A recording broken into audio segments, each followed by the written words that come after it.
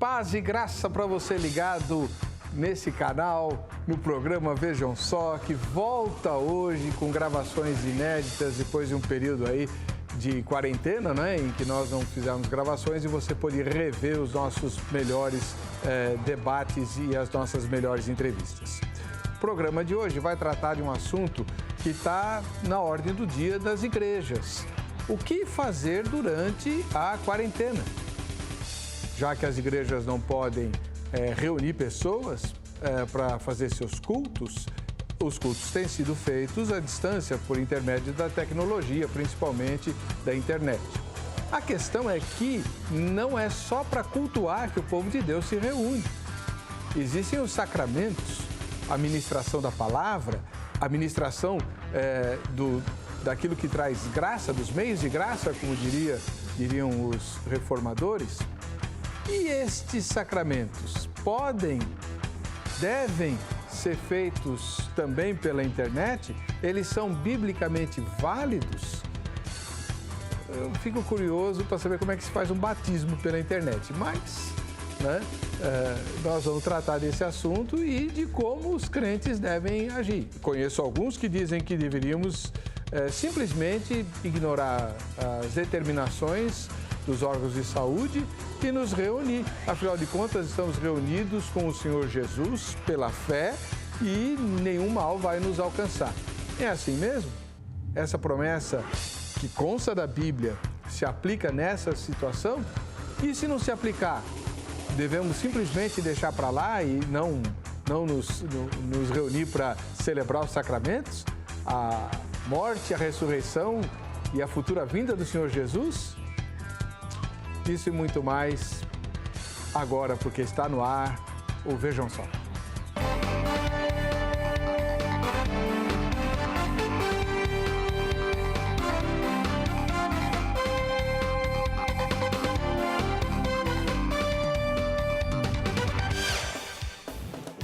Olá! É com muita alegria e saudades, né, que a gente volta a se reunir aqui por meio do programa Vejam Só. Hoje, recebendo com muita alegria um dos homens de Deus que eu mais admiro aqui no Brasil, especialmente pelo seu conhecimento, pelo amor que ele dedica à obra de Deus, não apenas no púlpito da igreja que ele faz questão de pastorear, mas também no pastoreio de uma das instituições mais complicadas, mais difíceis, onde o diabo mais age entre o seio do povo de Deus, que são os seminários. Ele preside o seminário presbiteriano aqui em São Paulo. Eu estou falando do meu querido amigo, reverendo Ageu Cirilo de Magalhães Júnior. Paz e graça, reverendo. Paz e graça, reverendo. É uma alegria, agradeço as palavras carinhosas. E é uma alegria voltar ao programa, né, depois desse isolamento social, que nossas palavras sejam agradáveis a Deus e possam instruir muitos crentes, muitas igrejas. Né? Amém. Uma das características que eu mais admiro e invejo, se é que existe inveja santa, né? Do reverendo Ageu, é a humildade desse homem de Deus. Aliás, esse é um traço que caracteriza todos os verdadeiros e genuínos homens de Deus. Né? E por falar em homem de Deus, nós vamos tratar de uma matéria bastante complicada e polêmica.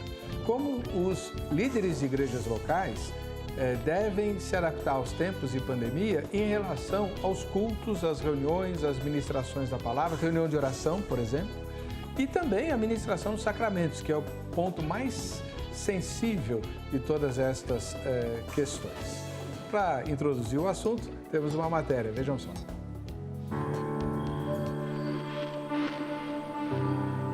O mundo foi assolado por uma grande pandemia. De um dia para outro, todos foram obrigados a ficar em casa, respeitar um momento de quarentena, isolamento social, além de medidas sanitárias e de higiene mais severas e restritas.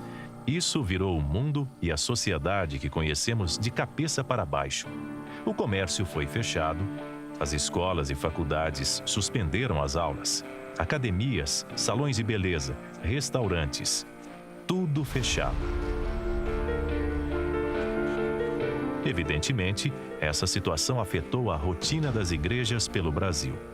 Com a proibição de aglomerações, os cultos, reuniões, encontros, congressos, tudo foi interrompido e adiado, por enquanto, por tempo indeterminado. Ainda que muitas cidades já divulguem planos de retomadas, parece que ainda estamos distantes de um retorno à normalidade, ou pelo menos algo parecido com o normal.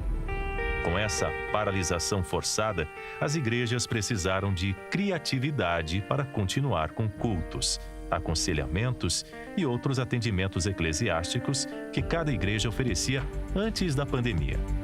Só que essa necessidade acabou de gerar muita discussão, debate e confusão. Exatamente por isso que hoje, aqui no Vejam Só, iremos falar sobre a validade dos sacramentos feitos pela internet. Os cultos online, ainda que não seja do agrado de todos, foi a ferramenta para não paralisar totalmente as atividades. Inclusive aqui já temos divisão, pois alguns estudiosos afirmam que não existe culto virtual. Esses encontros online são para ensino e encorajamento. Só que algumas situações estão gerando mais polêmica, como por exemplo, a ceia. Será que ela deve ser ministrada de maneira online? E o batismo? Pode? Tem validade? A divisão é grande. Alguns afirmam que batismo e ceia são atos relacionados ao culto público. Isso significa que só podem ser ministrados em cultos públicos, o que não é o caso desses encontros virtuais. O outro lado afirma que não é possível deixar que essa dificuldade atrapalhe a comunhão como ordenança de Cristo para a ceia.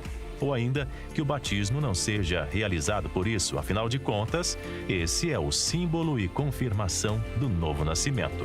É polêmico, é atual, por isso é pauta do Vejam Só. Bacana, hein? Eu sou locutor oficial, coisa fina. Vejam Só, tá voltando com tudo, inclusive com novidades. Você está vendo aí no canto esquerdo superior da sua tela um código QR, né? O QR Code. Você vai usar esse código para se inscrever no nosso canal do YouTube, não só do Vejam Só, nos canais do YouTube da Hit TV.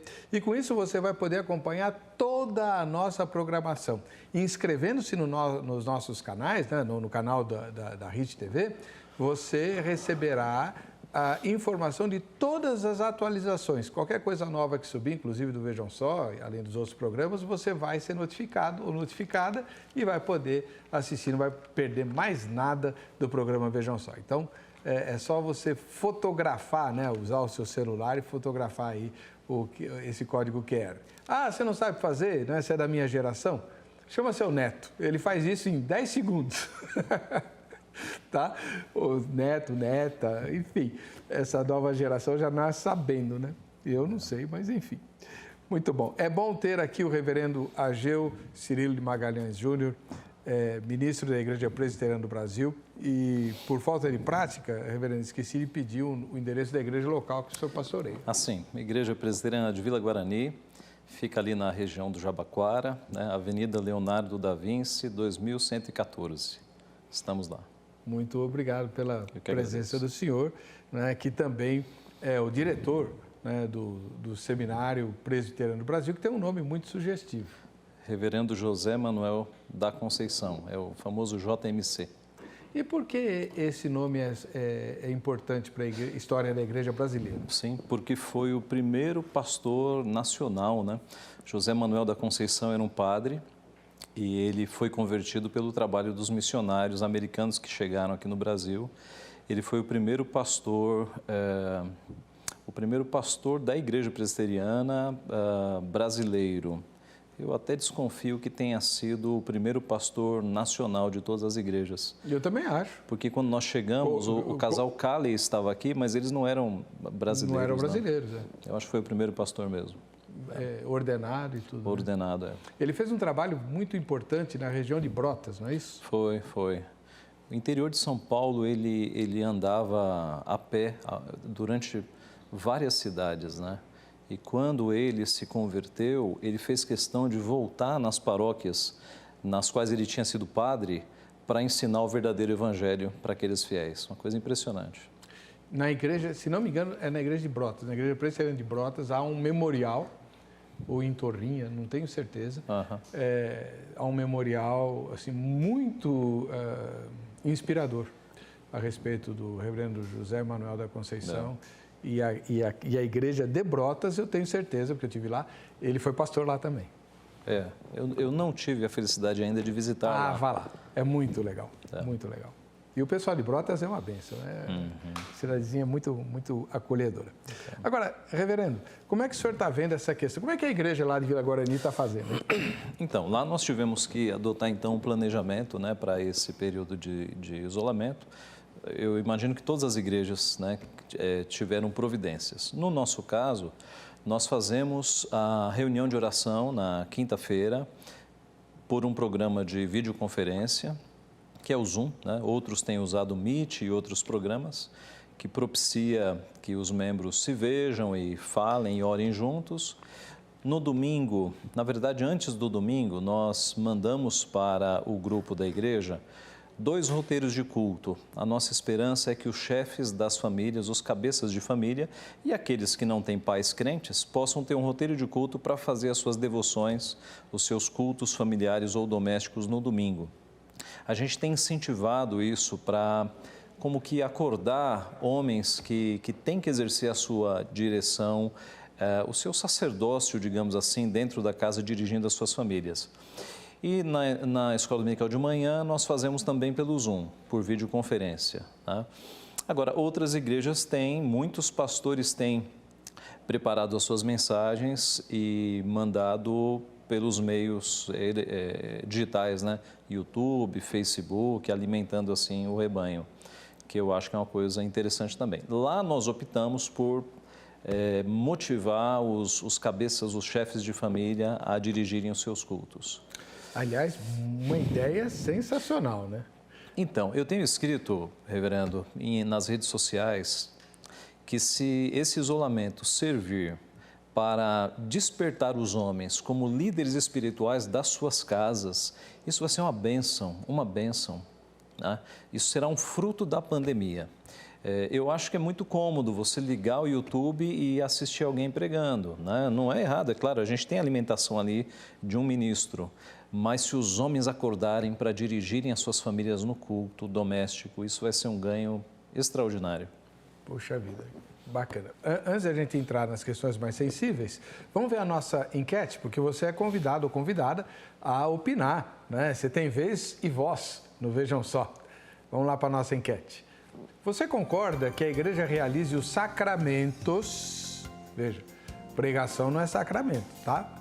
Então, você concorda que a igreja realize os sacramentos à distância em tempos de pandemia? Sim ou não? Né?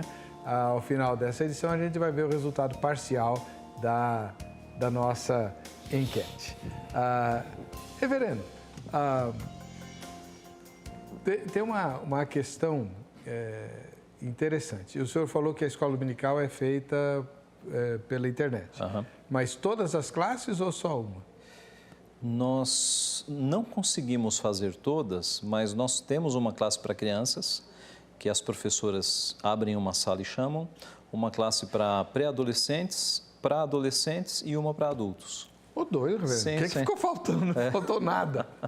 É que lá nós temos 3 classes para adultos, né? Então nós juntamos tudo numa de adultos e as de crianças são mais divididas, então ficou todas as crianças numa. 3 classes de adultos na escola dominical? Nós temos. Que milagre é esse, velho? Porque a escola dominical, infelizmente, está em extinção. E todos os professores são homens.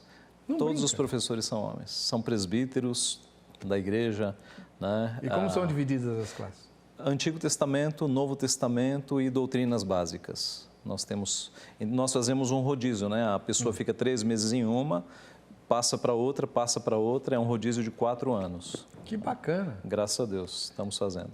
E o senhor dá aula do quê? De doutrinas básicas. Eu pensei que era de Antigo Testamento, porque não é mole não, hein? Mas nós temos irmãos lá bem capacitados, né? Presbíteros. Que bênção.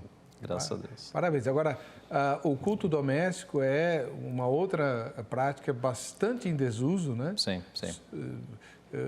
Há muitos anos, eu era criança ainda, não, adolescente, eu me lembro que algumas instituições evangélicas acusavam a televisão de ser a grande vilã, né? De ter roubado o espaço do culto doméstico. E agora o senhor encontrou um meio de revitalizar. De revitalizar, incentivar. Importantíssimo, né? Culto doméstico faz com que a família diariamente adore ao Senhor, unida, e faz com que as crianças se acostumem. Esse é um grande benefício, né? Talvez nós adultos não tenhamos sido criados com a prática, a rotina do culto doméstico. Mas se a gente conseguir imprimir isso nas nossas crianças, para eles entrarem na adolescência e mocidade com essa prática, a gente vai dar um grande presente para eles. Tá? Sem dúvida nenhuma. Aparelhando. Agora, tem uma questão, reverendo. Principalmente entre nós presbiterianos, onde o púlpito, a pregação tem um valor absolutamente superior a qualquer outra coisa, na prática eu noto que boa parte de nossos membros e até de ministros confunde culto com pregação. É verdade, é verdade. A pregação é um dos elementos do culto, né? O culto é composto também por outros elementos. Então, é por isso que há uma importância no culto público, né? Em que os crentes estão todos juntos. Mas, de fato, o culto não é só ensino. A pregação é o ensino, mas o culto, na sua maioria, é a adoração, né? É o povo de Deus ali adorando ao Senhor. A gente costuma falar que o culto tem duas direções, dois movimentos. Um movimento vertical, de baixo para cima e de cima para baixo. Então, o movimento vertical é quando nós, por meio das orações, dos cânticos, dos hinos, né, dos salmos cantados e das leituras bíblicas, nós falamos com Deus. E o movimento vertical de cima para baixo é quando ele usa o pregador para falar com o seu povo, né? Então, nós costumamos dizer que o culto não deve ter horizontalidades. Abraça o teu irmão, diga eu te amo para o teu irmão. Essas coisas devem acontecer não como momento de culto, deve acontecer naturalmente depois do culto. Né? Não embaixo de uma ordem, abraça o teu irmão. Avisos, notícias, tudo isso a gente costuma deixar, essas horizontalidades, para antes ou depois do culto. No culto é sempre vertical. O povo fala com Deus, Deus fala com o seu povo. Então, por essa fala do irmão, a gente pode perceber uma das grandes dificuldades de fazer isso online. Sim, com certeza, com certeza. A pregação tudo bem, que é o ensino, mas pregação não é culto. Agora, culto online existe? Na minha concepção, não, porque o culto é a reunião dos crentes, né? Aliás, é interessante, todas as palavras bíblicas que nós temos para culto, né? Sebem, leitorguel, todas elas apontam para algo que é feito, para um trabalho. Até a palavra culto em português tem a mesma raiz de cultivar, né? Porque é trabalho. Tá? Então, em inglês é service. Exatamente. Por que em inglês é serviço? Porque, ao contrário da missa católica romana, que você só assiste, você assiste um sacerdote, me refiro agora à época da Reforma, de costas para o povo, falando uma língua que o povo não entendia, que era o latim. Tá? Então, o fiel romanista, ele entrava numa igreja e ele simplesmente assistia. Os reformadores retornaram o sentido de serviço das palavras do culto, fazendo com que o fiel não assista, ele participe. Então, quando eu oro junto, quando eu canto, quando eu leio a palavra, eu estou fazendo atos de culto, eu estou participando, é serviço. De forma que num culto online, eu não posso considerar um indivíduo abrir um canal do YouTube e estar num culto. Ele está recebendo a palavra de Deus. A palavra de Deus pode ser mandada à distância. Paulo mandou a palavra de Deus à distância, com as suas cartas. Né? Digamos que era o ensino online da época, eram as cartas de Paulo alimentando as igrejas. Então, a palavra ela pode ser mandada à distância. Agora, o culto é quando o povo se reúne. Né? Então, eu repito, há grande valor nas pregações online. O povo está sendo alimentado, a palavra está sendo divulgada. Mas culto mesmo é quando o povo está reunido, é reunião. O povo está reunindo todos juntos com atos de culto. Assistir não é culto. Não. Isso é uma distinção importante. A palavra igreja tem a ver com reunião também? Com assembleia, exatamente. No grego, eclesia, de ek kaleo. Kaleo era chamados e ek de fora. Então, a ideia era daqueles que eram chamados de fora do mundo para se reunirem, uma Assembleia Santa. No Antigo Testamento aparece essa forma, né, como Assembleia da Congregação, que no Novo Testamento virou igreja. Então, de fato, a própria palavra aponta para a Assembleia, pessoas reunidas. Agora, o reverendo, e essa ideia que hoje no mundo, mas nossa realidade é brasileira, existe muita liberdade de manifestação, as redes sociais propiciaram isso e há muitos extremismos. E existem alguns irmãos e irmãs que são negacionistas. Certo. Eles entendem que, por serem de Deus, nenhum mal vai lhes suceder, então que eles devem se reunir e que se dane as orientações do Estado. Os primeiros apóstolos também apanharam das autoridades por desobedecerem às autoridades. Como é que o senhor vê isso?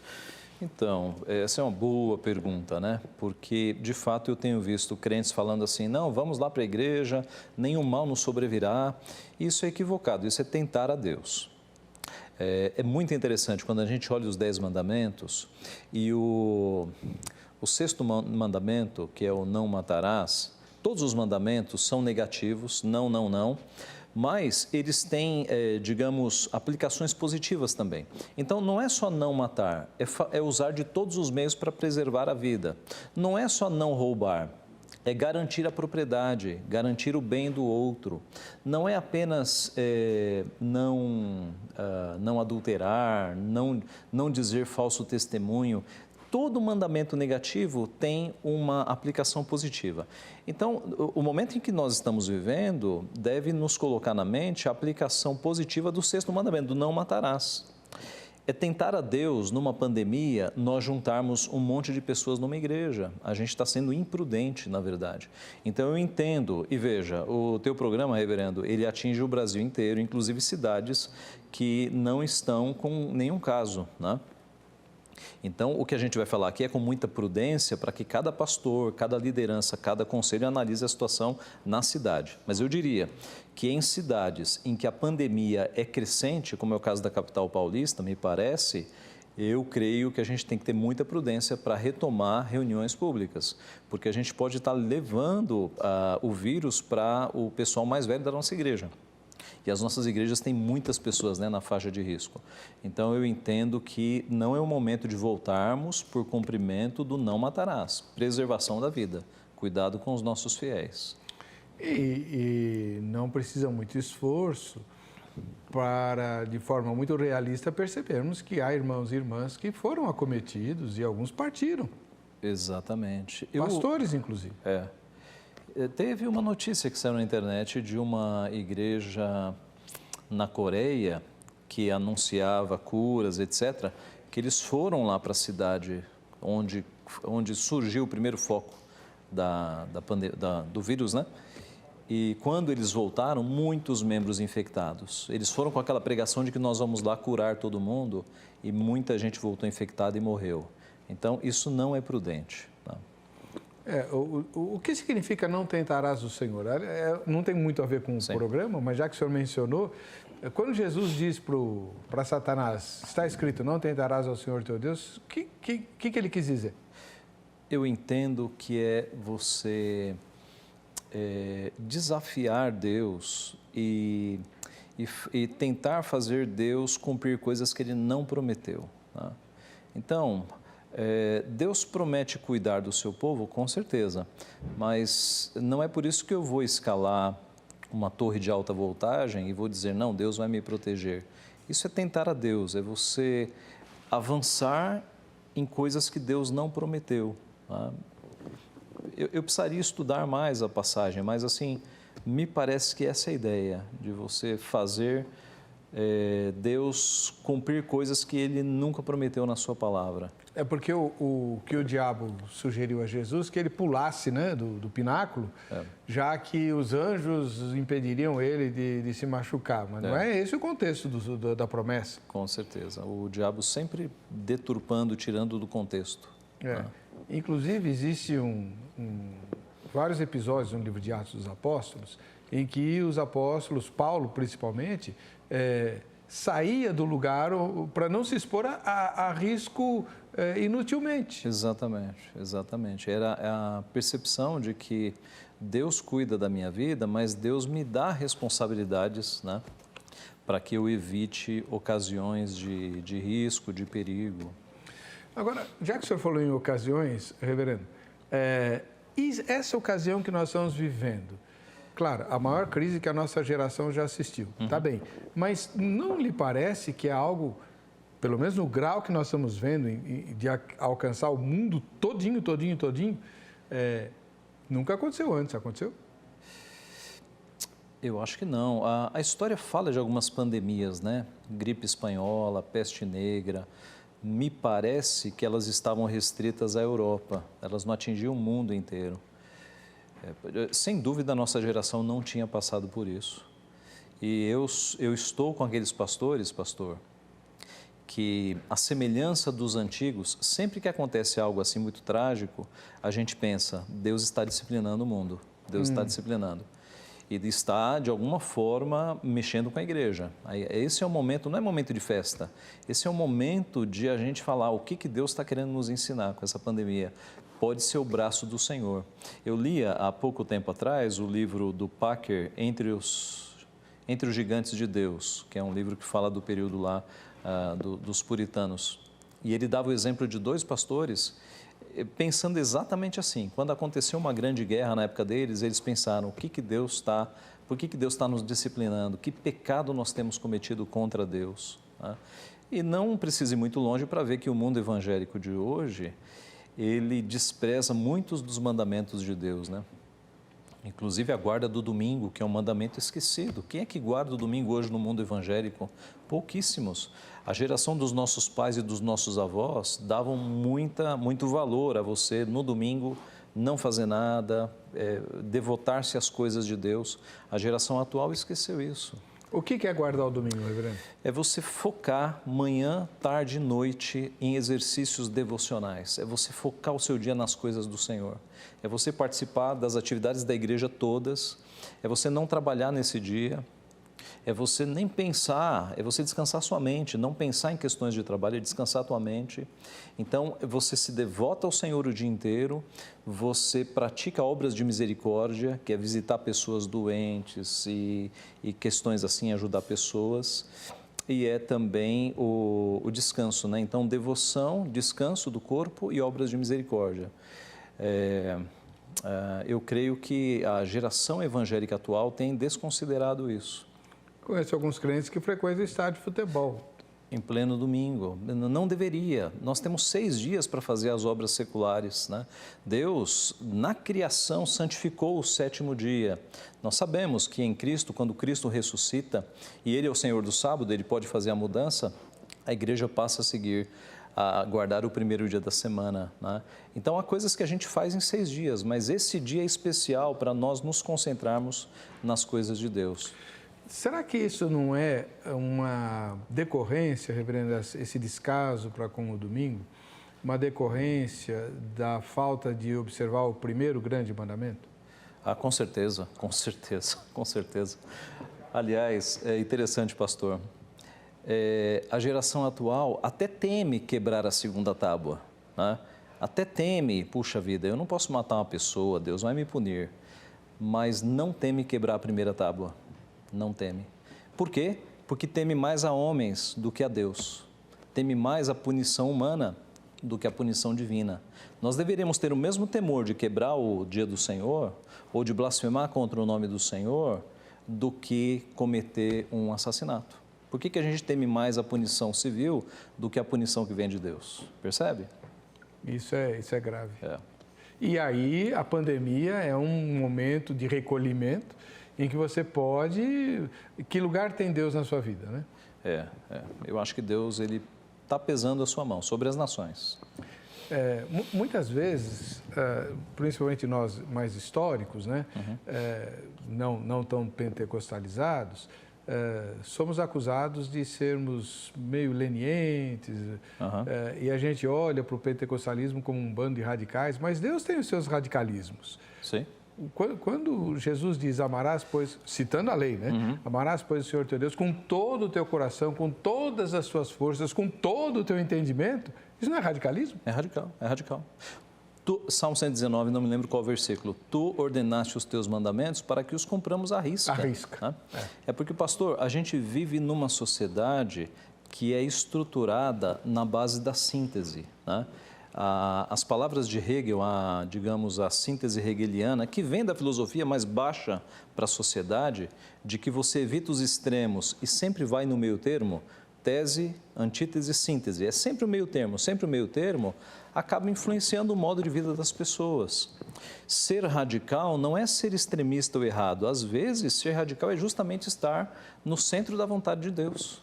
Mas a nossa sociedade, ela estigmatiza isso como radicalismo. Mas os extremistas não fazem mal para a sociedade?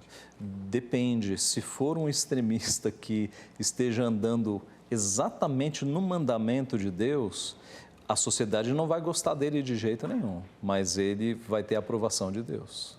Imagine alguém que ande exatamente como Cristo quer que nós andemos. A sociedade vai chamá-lo de fanático, né? Mas Deus vai olhar dos céus com aprovação. Nós estamos vivendo tempos de grande polarização. Um extremista dos modos que o senhor descreve ficaria em qual polo aqui no Brasil? Do ponto de vista político? Olha, é difícil, né? Há questões que são difíceis. Mas um discípulo de Cristo, ele vai orar pelas autoridades, ele vai pedir que Deus abençoe os governantes, ele não vai ter uma submissão cega ao governo. Digamos que amanhã a pandemia comece a se acabar e alguma prefeitura ou algum governo, por implicação com os evangélicos, diga: igrejas não podem abrir. Eu defendo a desobediência civil nesse sentido. Por quê? Porque os nossos irmãos no passado, eles desobedeceram às instituições civis para agradar a Deus. Antes importa obedecer a Deus do que a homens. Então, numa situação dessa, em que nós percebamos que os crentes estão seguros, mas um governo, uma prefeitura, por perseguição, nos proíba, aí eu creio que nós devemos desobedecer e sofrer as perseguições que os nossos irmãos no passado sofreram. Sermos presos, não tem problema. Tá? Então, eu diria que um discípulo de Cristo, ele obedece às autoridades, ele ora pelas autoridades, ele não amaldiçoa autoridades, ele não tem uma submissão cega, ele sabe que Deus é quem deve ser servido primeiro. Então, eu não me arriscaria a dizer em que polo ele ficaria, mas ele ficaria no polo da vontade de Deus, né? Obedecendo sempre a palavra e tentando ser um fiel discípulo de Cristo nesse mundo. Muito bom.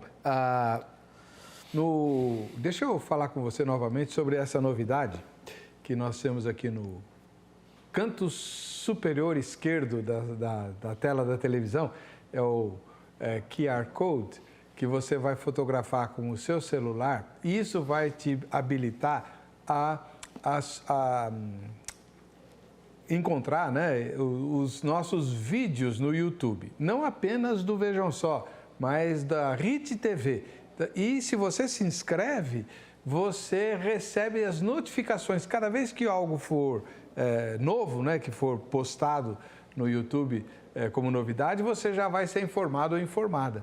Então, é uma ferramenta muito legal que vai te habilitar a nos acompanhar e acompanhar a RIT TV, um canal feito para a tua edificação e para que você possa compreender cada vez melhor as Escrituras Sagradas. Nós cremos que as Escrituras existem na sua totalidade para nos habilitar a fazermos a boa obra, né? Tanto homens quanto mulheres, todo mundo, né? Crianças, jovens, para servirmos cada vez melhor a Deus e ao nosso próximo, que é o segundo mandamento né, da lei de Deus, resumida por Jesus em 2, né? Então tá aí, essa é uma ferramenta, uma novidade, não sei se você já tinha notado, né? Mas tá lá, é só usar o celular. Se você não souber fazer isso, não se preocupe, chame qualquer jovem que esteja perto de você e ele vai fazer na hora, né? Sem nenhum problema.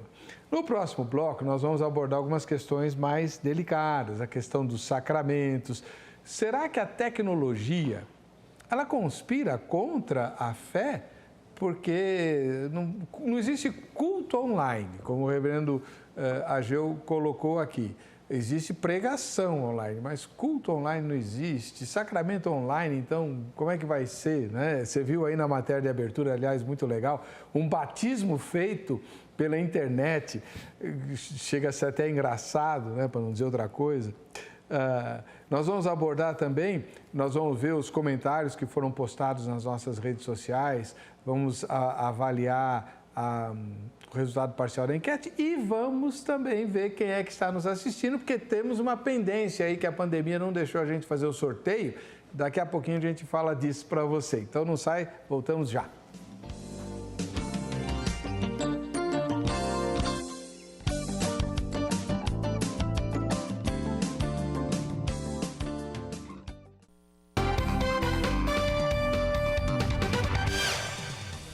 Pronto, já estamos de volta com o programa Vejam Só, agora com gravações inéditas. Você assistiu aí as melhores edições do Vejam Só durante a quarentena, né? E agora estamos voltando com gravações inéditas. Ore por nós, né? Claro, o programa tem algumas modificações, a gente está aguardando a distância necessária, estamos trabalhando com pouquíssimos técnicos no estúdio, de maneira que inclusive as câmeras ficam travadas, né? Então, mas não tem movimento, lógico, a gente está mantendo as distâncias e todos os cuidados necessários para que ninguém aqui venha a ser infectado. Mas nós queremos a sua participação. Olha, nós temos vários canais para você se manifestar, né? Temos o Facebook, @programa Vejam Só, né?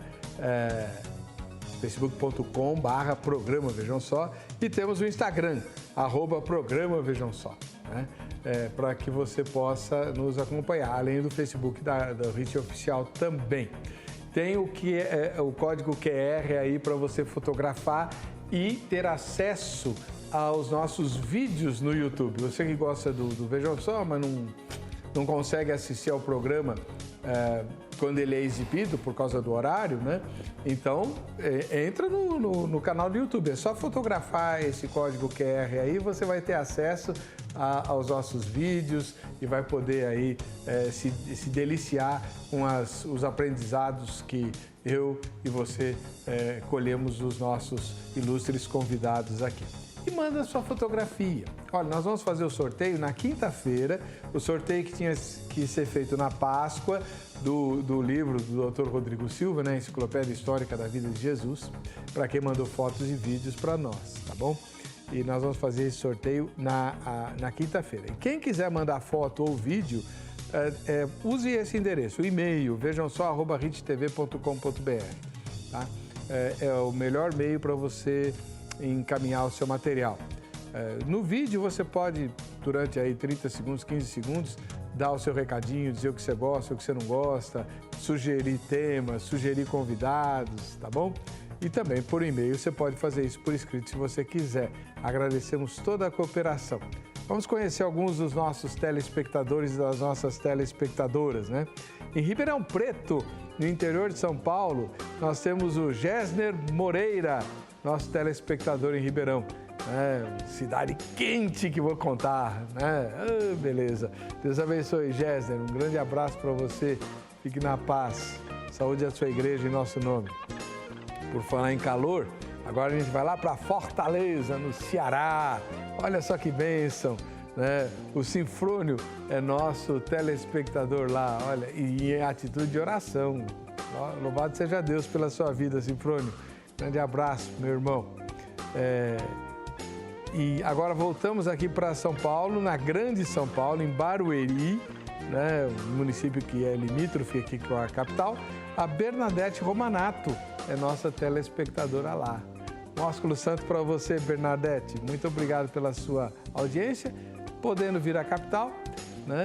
Depois que acabar a quarentena, você está convidada para assistir a gravação ao vivo aqui do programa.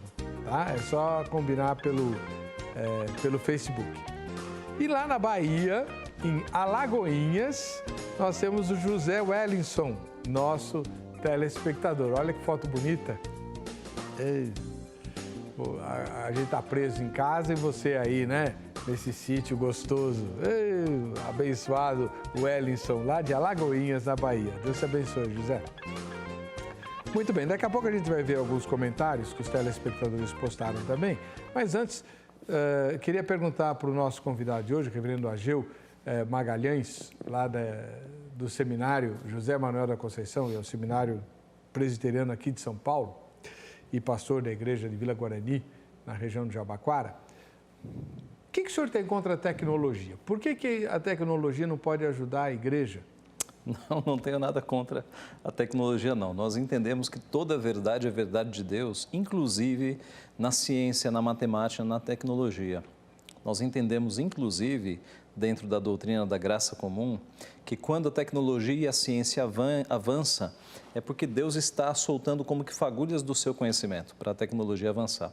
Nesses tempos de pandemia, nós temos usado reuniões por videoconferência e tem sido uma bênção. O evangelho está sendo espalhado pelo Brasil pelas ondas da internet, né? Os pastores pregando. Então, a tecnologia é uma bênção. O problema é quando a gente quer dar um jeitinho nas coisas que não podem ser ajeitadas. O caso dos sacramentos, né? Aí é um problema. Mas a culpa não é da tecnologia. Tá bom. O culto, vamos falar do culto e aí a gente vai para o sacramento. Uhum. O senhor faz aulas online, né? Sim. É com aquele sistema em que aparece os quadradinhos? Sim, aparece todo mundo. Mas aí que tá. E se a igreja tiver 5.000 membros? Aí não vai dar. Bom, há programas, né? Uma igreja com 5.000 membros vai ter dinheiro para comprar um programa que consiga transmitir. Existem programas de videoconferência que conseguem comportar 5.000 membros. É claro que não vai aparecer o rosto de todo mundo, mas há programa com capacidade para isso. Dá para fazer uma aula nesse nível. Tá? O seminário está fazendo Estamos fazendo nossas aulas, né? Online, sim. Os professores vão à escola ou eles transmitem de casa? Não, de casa. E a aula da escola dominical que o senhor transmite, é de casa ou da igreja? Eu faço de casa. Tem colegas que vão até a igreja e fazem da igreja, mas eu faço de casa mesmo. Tá? E é com câmeras ou celular? Como é que é? Eu uso a própria câmera do laptop. Hoje todo laptop vem com uma webcam embutida. Então, são programas tão simples, graças a Deus, né, que nós temos esses programas, que as aulas de escola dominical podem ser feitas, reunião de oração, nós nos reunimos lá na tela, cada um faz o seu pedido, nós oramos todos juntos. Esses programas têm sido uma bênção, tá, nesse sentido. Então, nem reunião de oração foi suspensa?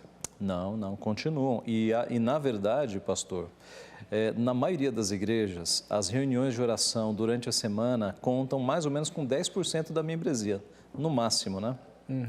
Nós temos visto que reuniões de oração por videoconferência têm chegado aí em mais de 50% de participação. Uma coisa impressionante. Que beleza! O caso lá da nossa igreja, isso passou de 50% a participação. Na reunião de oração? Na reunião de oração online. Amém, glória a Deus. Isso é uma bênção mesmo. É uma bênção. Né? Agora, reverendo, para as igrejas que fazem o culto online, né? Tem uma igreja vizinha lá de casa, da Quadrangular, então vai o pastor, né?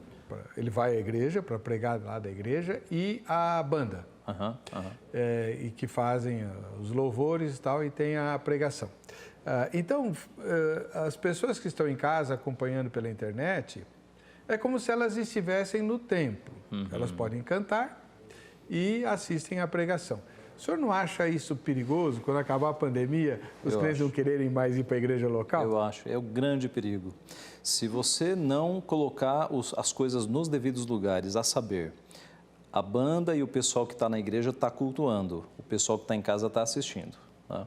Não é a mesma coisa do culto público, porque como o senhor levantou, é um tiro no pé.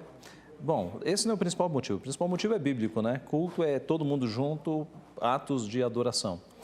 Mas se nós passarmos essa mensagem falsa de que é a mesma coisa, que o culto online é a mesma coisa do culto público, quando acabar a quarentena, muitos crentes vão falar assim, hoje eu não estou a fim de ir na igreja, eu vou assistir o culto aqui online. Não é a mesma coisa. Tá? Nada substitui nós estarmos ali em comunhão, uns com os outros, ao redor da mesa do Senhor, ouvindo a pregação direto. Tá? O culto sempre foi essa reunião de pessoas. Então, você falou da mesa do Senhor, então vamos entrar no sacramento da Eucaristia. Não pode ser feito online? Não, de forma nenhuma, de forma nenhuma. Como nós falamos, né, a palavra pode ser mandada à distância. Paulo pregou usando cartas. Algumas cartas do Novo Testamento eram cartas circulares. A carta aos Efésios, por exemplo, como é que funcionava? A carta chegava na igreja, o ancião, o presbítero, pegava a carta, desenrolava, o povo todo reunido, ele lia aquela carta, o povo guardava na cabeça, enrolava de novo, mandava para outra igreja. Cartas circulares. E foi assim que muitas igrejas foram alimentadas. Agora, você não tem Paulo dando qualquer instrução para que o sacramento seja feito de modo online, fora da presença dele. Os textos que nós temos que falam de sacramentos no Novo Testamento sempre pressupõem reunião de pessoas ao redor da mesa, comendo do mesmo pão e bebendo do mesmo vinho. Em chamadas ceias online, não é o mesmo pão. Cada casa tem um pão. Não é o mesmo vinho. Cada casa tem o seu vinho. E tem uma coisa, pastor, o sacramento tem algumas partes, né? A ceia, por exemplo. Para que uma ceia aconteça, não basta eu ter os elementos em casa e fazer uma oração. A Bíblia mostra os sacramentos da ceia sendo feito com uma palavra de consagração e palavra de instituição. Mateus 26, quando Jesus, é um dos relatos de Jesus instituindo a ceia, diz lá o texto que Jesus tomou o pão e o abençoou. Tomou o pão e o abençoou. Enquanto comiam, tomou Jesus um pão e, abençoando-o, o partiu e o deu aos discípulos, dizendo: tomai e comei, isto é o meu corpo. Então, você tem um momento de consagração do elemento, que é a bênção, e você tem um momento de instrução. Essas coisas é o que nós chamamos do rito, da cerimônia, da instituição. Quando Paulo, escrevendo aos Coríntios, capítulo 10, ele está corrigindo erros, né, basicamente em Corinto, ele diz assim: porque o cálice da bênção que abençoamos, olha lá, Jesus tomou o pão e abençoou. O cálice da bênção que abençoamos não é a comunhão do sangue de Cristo? O pão que partimos não é a comunhão do corpo de Cristo?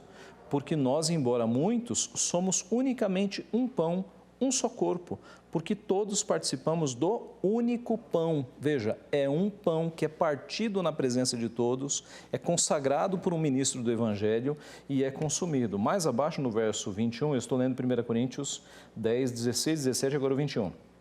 Não podeis beber o cálice do Senhor e o cálice dos demônios. Não podeis ser participantes da mesa do Senhor e da mesa de demônios. Então, há uma mesa do Senhor.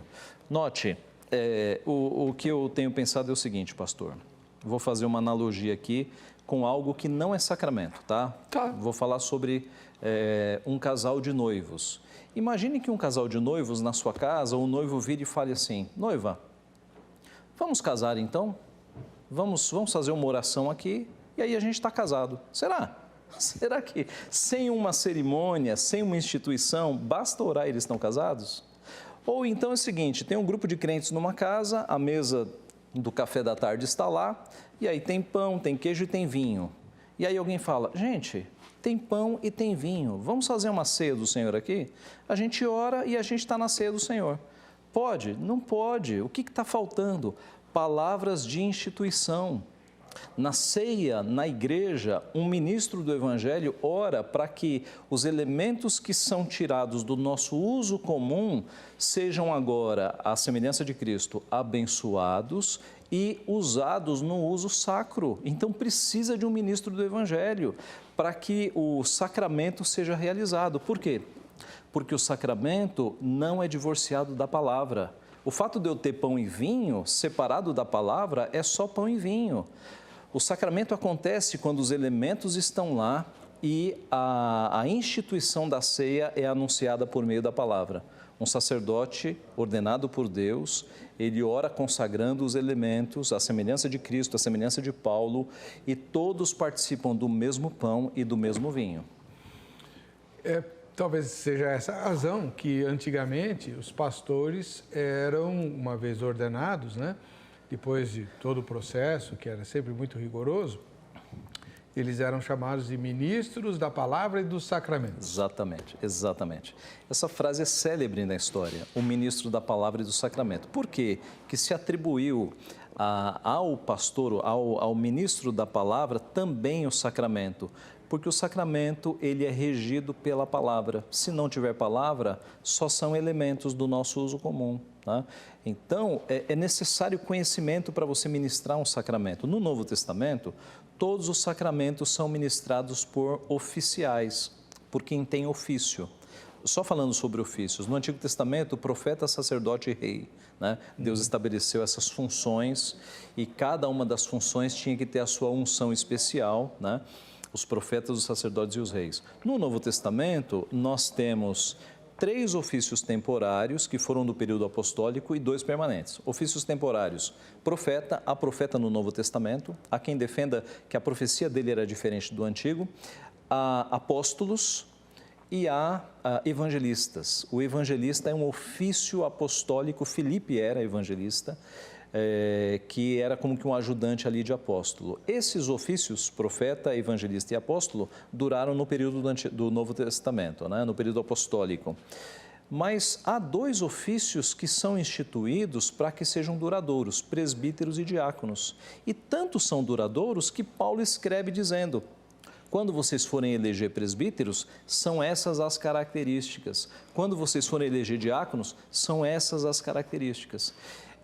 Então, no Novo Testamento, você só tem batismo e ceia sendo administrados por oficiais. Há uma exceção, Ananias, quando ele foi batizar Paulo, né? É a única exceção e é uma exceção muito extraordinária, porque o próprio Deus falou para Ananias batizar Paulo, né? Então, a brincadeira é a seguinte: a menos que você não seja oficial, só se Deus mandar, né? É a única exceção que nós temos. Agora, reverendo, permita-me ser um pouquinho chato. O Brasil tem dimensões continentais. Mesmo antes da pandemia, sempre houve populações que vivem isoladas. Os ribeirinhos são um exemplo. Eu tenho muita liberdade de abordar esse assunto com o senhor, porque muita gente não sabe, mas eu sei, que eu sou fã do reverendo Ageu. Ele lidera equipes de evangelização para lugares, por exemplo, no sul do Brasil. O Rio Grande do Sul é um dos lugares menos evangelizados do país. Muita gente não sabe disso, né? Há grandes barreiras ali. Então, o senhor sabe a dificuldade que é plantar igrejas com ministros ordenados em várias localidades do país. Aí, o teleculto com a ministração à distância do sacramento seria uma ferramenta boa. Veja só, de fato, vamos falar aqui sobre meios de graça, né? Nós temos 3 meios de graça: pregação da palavra, oração e sacramentos. Então, meio de graça é um instrumento, um instrumento pelo qual Deus alimenta o seu povo. Nós somos alimentados espiritualmente e realmente fortalecidos pela pregação da palavra, tá? Santifica-os na palavra, na verdade, a tua palavra é a verdade, a palavra nos santifica. Nós somos alimentados pela oração, né? Vários textos. Vinde a mim todos que estáis cansados e sobrecarregados e eu vos aliviarei. Quando a gente vai a Cristo em oração, Ele nos alivia. Vários textos. E o sacramento, a ceia é um alimento de fato real, né? Nós, na pandemia, estamos privados de um, mas nós temos 2. Então, a nossa percepção é que com a palavra e a oração, nós podemos ficar alimentados. Pastor, a minha família toda, eu nasci em São Paulo, minhas irmãs também, mas a minha família toda é do Ceará, do sertão do Ceará. E lá atrás, no começo de 1900, começou uma igreja lá no sertão do Ceará. O meu trisavô começou a ler a Bíblia, começou a fazer perguntas, o padre não gostou nada das perguntas e o deixou de lado, e a família achou que ele estava esclerosado. O fato é que quando ele morreu, a família colocou ele numa rede, né, no ombro. Quando chegou na cidade, o padre, naquela época os padres mandavam, né, ele disse: aqui nós não enterramos hereges. Voltaram para trás, vamos para outra cidade. Quando chegou na outra cidade, a cova estava sendo cavada, era um cemitério mantido por freiras. Quando a informação chegou que era um protestante, aqui não enterramos hereges. Partiram para outra cidade, corpo na rede e nas costas.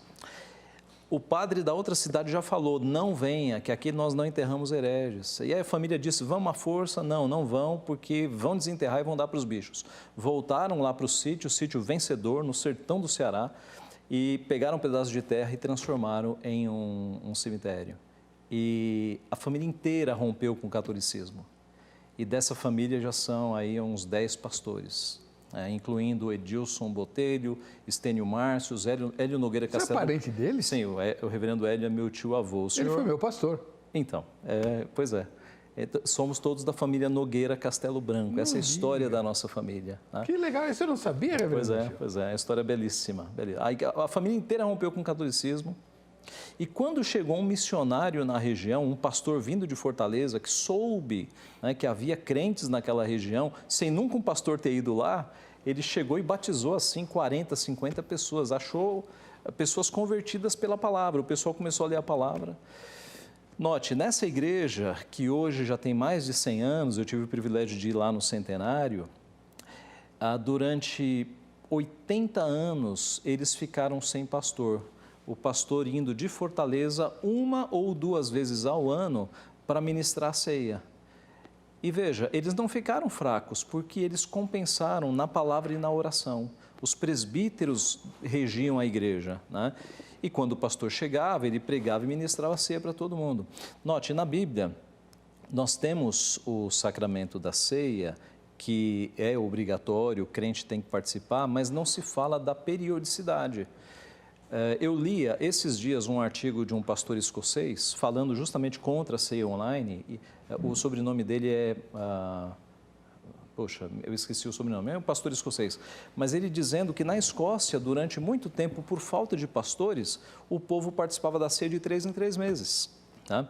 Então, eu diria que é muito mais importante a gente fazer da forma correta do que atropelar, atabalhoar e fazer uma ceia que a Bíblia não autoriza, tá? Por quê? Porque não é o único pão, não é o mesmo pão, não é o mesmo vinho, não há um ministro do sacramento e da palavra para fazer a instituição.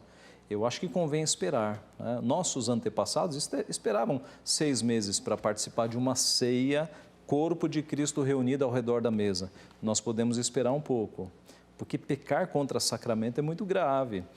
Depois, os nossos irmãos podem ler 1 Coríntios 11, o final de 1 Coríntios 11 é duríssimo. É Paulo falando, eis a razão porque há entre vós muitos fracos e doentes e não poucos que dormem. Alguns estudiosos acham que o não poucos que dormem era morte, era eufemismo para morte. Eu entendo assim. Pois é, Deus estava pesando a mão. Por quê? Porque eles estavam fazendo a ceia errada. Então, a gente agora, com todo o conhecimento que nós temos, com apenas 3 meses de isolamento, a gente vai se colocar nessa situação de receber o peso da mão de Deus, pecar contra sacramentos, eu não faria isso de jeito nenhum. E o batismo?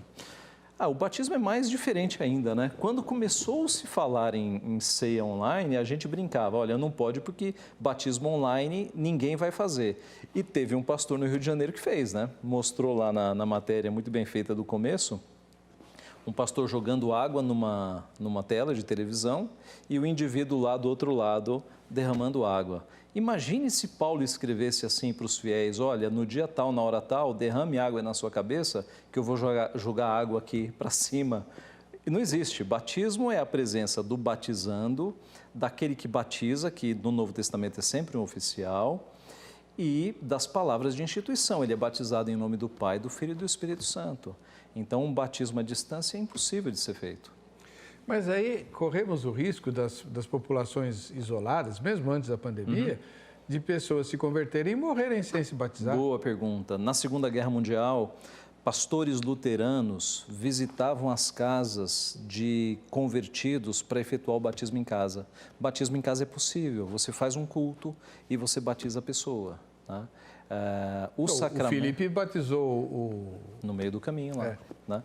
O batismo é possível fazer numa casa. A ceia não. A ceia pressupõe o corpo de Cristo reunido ao redor da mesa.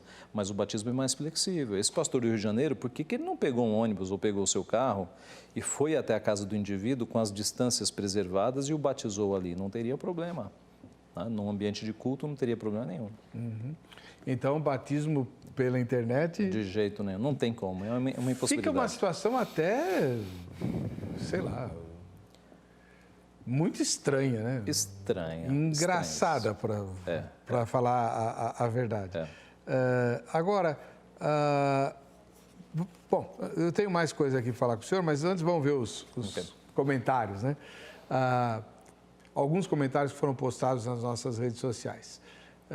O Will Lipp, ele escreve assim: igreja significa pessoas, e não templos feitos de pedras. Bom, os chamados não institucionalizados... os desigrejados? Eles não aceitam mais esse título, né? Os desigrejados significaria pessoas que não querem saber de igreja. Vou cultuar sozinho. Os antigos desigrejados agora se chamam não institucionalizados. Quer dizer, eles se reúnem em pequenos grupos nas casas e tal, mas não... Interessante. Tem os desigrejados radicais, que são os folgados, né? Aqueles que não querem saber de igreja, de culto, não querem saber de culto.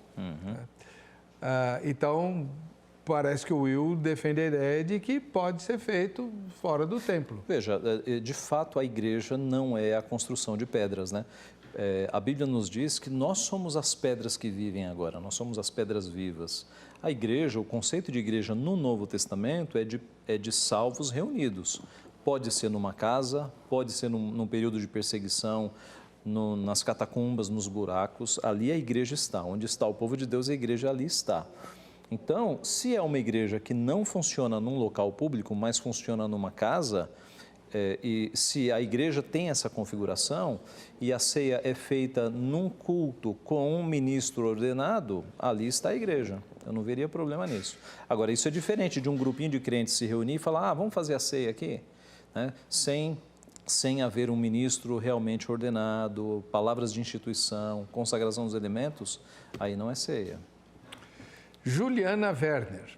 Eu acredito que possamos sim cear, primeiro porque a igreja não é prédio e o corpo somos nós. Se estivermos reunidos em nome dele, lá ele estará. É o que a Bíblia fala.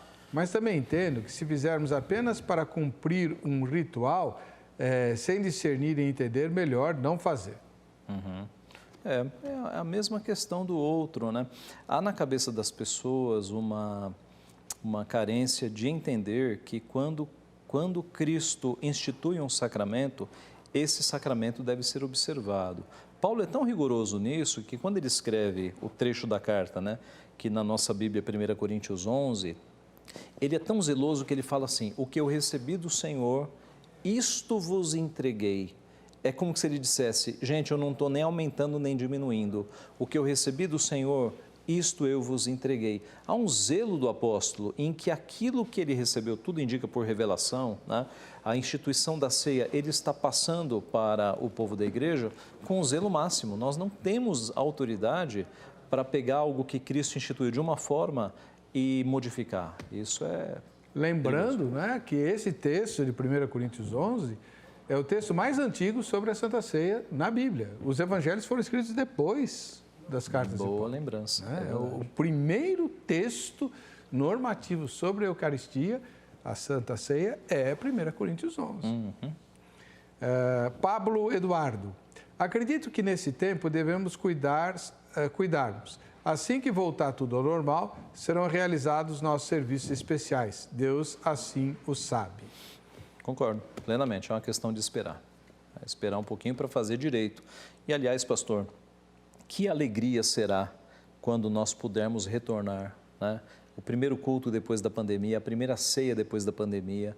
Eu tenho esperanças piedosas de que os crentes passem a valorizar o culto público e a ceia do Senhor. Amém. Agora, voltando à questão do batismo, reverendo, e se a pessoa falecer sem se batizar? Ok. Olha, o batismo é de fato um selo da graça de Deus que marca os seus filhos, mas ele não é salvífico. Ao contrário do que algumas linhas dizem, né? O batismo não é salvífico. Lembremos-nos de que o bandido na cruz morreu sem batismo. E Cristo garantiu que ele estaria salvo. Hoje mesmo estarás comigo no paraíso. Então, o batismo, ele é necessário na vida do cristão. Aquele que teme a Cristo vai procurar o batismo, mas em circunstâncias adversas, por exemplo, alguém no hospital que não deu, não há problema. O que nos salva não é o batismo, o que nos salva é crermos em Cristo como Senhor e Salvador da nossa vida. Frederico Bragança, o próprio Cristo deixou implícito que ele mesmo não poderia tomar a ceia se não fosse presencialmente. Boa palavra. Ele está se referindo a Mateus 26, 29. Isso. Né? Boa palavra, bem pensado. O senhor pode ler para nós? Sim. É um bom argumento. Mateus 26, 29. Digo-vos que desta hora em diante não beberei deste fruto da videira até aquele dia em que eu hei de beber novo convosco no reino de meu Pai. Exatamente. O próprio Cristo não aceitou que ele participasse de uma ceia de alguma forma à distância, remotamente. Ele aguarda. No céu. Ele aguarda o dia. Então, vamos lá. O próprio Cristo deixou implícito que ele mesmo não poderia tomar a ceia se não fosse presencialmente. Mas o crente brasileiro médio, até esse momento, 53% acha que sabe mais do que Jesus e acredita que pode realizar sacramentos à distância. É inacreditável. O Frederico está se baseando no posicionamento, nesse momento, né, parcial da nossa enquete. De fato, 53% das pessoas, até o momento da nossa gravação, votaram no sim e 47% votaram que não. Né? Então, é por isso que o Frederico está levantando. Ele deve ser pastor, né? Deve. Ele pegou um argumento muito perspicaz. Muito perspicaz mesmo. E menciona os textos paralelos, Mateus 26, 29, Marcos 14, 25 e Lucas 22, 16. Quer dizer, uma ampla base escriturística para tratar dessa questão. Bom, o senhor falou sobre voltarmos da pandemia, né? Sim. Com saudades da igreja e tudo. Vai ser uma festa, né? Assim, a gente nós não somos profetas, né? Embora nossos nomes sejam bíblicos, mas a gente pode prever algumas coisas boas e ruins que possam acontecer. As coisas ruins é justamente alguns crentes terem o coração esfriado na pandemia. Há pesquisas mostrando que há uma parcela de crentes que, embora as igrejas estejam oferecendo os seus trabalhos pela internet, eles não têm participado, infelizmente, né? Infelizmente. Então, esse é um aspecto negativo de alguns corações se esfriarem e, quando voltar ao tempo normal, eles não irem para a igreja. Isso é muito ruim. Agora, há aspectos positivos também, né? O nosso coração se enche de esperança de os crentes, agora que estão privados do culto público, darem valor. Diz o ditado popular que a gente só valoriza quando a gente perde, né? Então, quem sabe os crentes deem valor ao culto público, deem valor à ceia do Senhor, né? A união ali de crentes ao redor da mesa. Isso podem ser coisas boas. O que a gente falou no começo, né, do programa, o despertamento de alguns homens como líderes das suas casas, ensinando os filhos, as esposas, dirigindo os cultos domésticos. Isso podem ser frutos bons a serem colhidos. Tá? Vamos aguardar, né, na fé, na esperança e manter os corações aquecidos. Sobretudo, intercedendo pelas pessoas que nos cercam, né, sejam elas crentes ou não. É função dos salvos, né? Interceder por elas, apresentá-las a Deus. E mais do que nunca, na medida em que você tem contato com as pessoas, é falar do Evangelho. Sim. Né? Eu acho assim, pastor, duas coisas que a igreja ela tem oportunidades nessa pandemia, que é a pregação do Evangelho, né? Fazer vídeos e mensagens pela internet. Eu lia há pouco tempo atrás que as palavras que mais aumentaram no Google neste período, nas pesquisas, foram meditações da pandemia, Deus existe, tem muita gente buscando. E outra coisa, o ministério de misericórdia da igreja, essa é a época para a igreja ajudar as pessoas que estão ficando desempregadas, as pessoas que estão tendo reduções de salário, tá? Sabe, pastor, eu estava um dia desses pensando e compartilhei isso com o conselho lá da minha igreja. Se nas igrejas evangélicas, se na frente de cada igreja evangélica nós tivéssemos uma bancada de alimentos gratuitos para serem oferecidos para as pessoas do bairro que estão desempregadas, imagine a mudança de imagem que nós passaríamos quanto à igreja evangélica. As pessoas saberiam que, precisando de alimento, elas poderiam visitar qualquer igreja evangélica, porque ela poderia pegar um saco de arroz numa igreja, poderia pegar um saco de arroz na outra. A imagem da igreja evangélica no Brasil, ela está bastante comprometida, né, por causa de pastores que fizeram isso.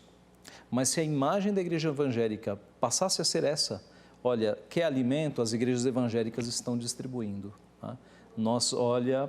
Imagine se isso acontecesse. Maravilha. Tá? Infelizmente, o nosso tempo acabou. Muito obrigado, reverendo Ageu, pela presença. Deus abençoe você. Não esquece de fotografar o código QR ali, né? Vamos olhar o resultado da enquete bem rapidinho, se bem que eu já falei, né? 53% a 47%.